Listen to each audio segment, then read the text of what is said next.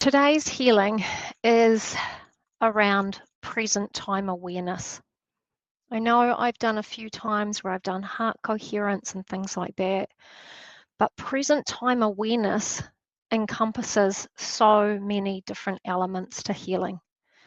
So once again, the framework is I take you through the 7 chakras. I just want to give you a framework to have an experience in your energetic system. But, in the background, there's so many different elements to healing that I'm looking at. So present time awareness would really encompass a deep neurological healing recovery process. Because what happens in life is we simply are just rehashing our past. Our brain almost gets stuck in deep survival stress or takes meaning and narration from past traumas or beliefs or all of these other things that we're carrying, and then we view our life almost with this lens on. We're not really functioning from that present state of being able to, adjust our behavior or our lens or our viewpoint. And all of these restrictions, they get stored deep neurological structures. Our hippocampus is about memory formation. Our amygdala is the structure that creates that fight or flight response in the body.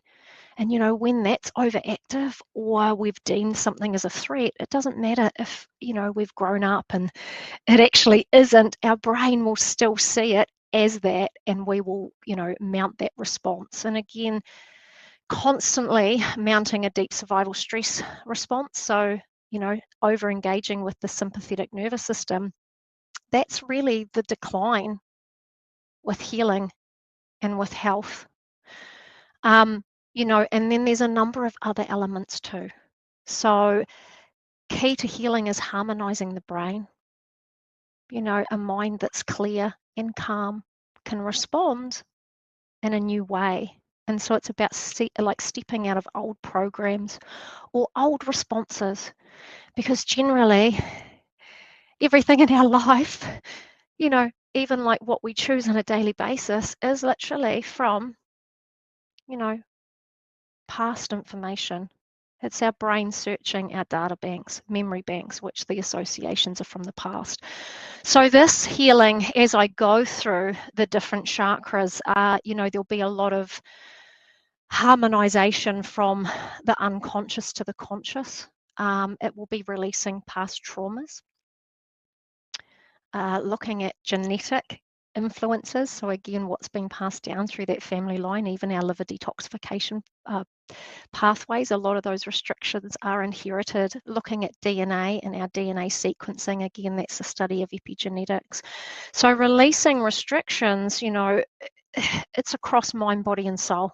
Can even have a lot of past lifetime engagement that stores a lot of energetic misalignments. And again, if our energetics are misaligned, it presents even at a level of the physical body or the physical mind.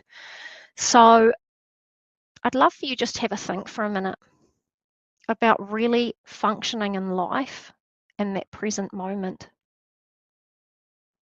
And if you think back across time, maybe just asking yourself, what took you out of present time awareness? Maybe there's memories that come to mind, traumatic situations.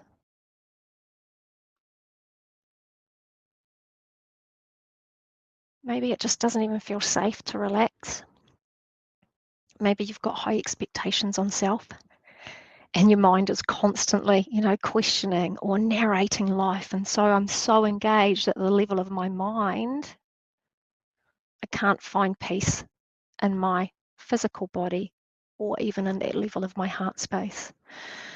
So at the end, I'd love for you to go back to pen and paper and write down if any insights came up. But I just want you to give yourself the next half an hour or so just to be fully present.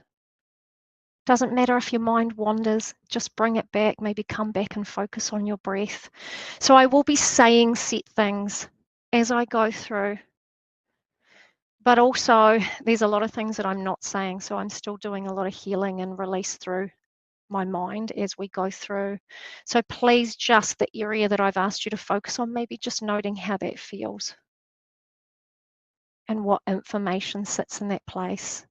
And so, of course, as I talk about, everything has involvement with Epstein-Barr virus. Epstein-Barr virus is symbolic of a mind that is over-engaged in a stress response, and symbolic of that pathway to decline, which is years and years of stress and trauma.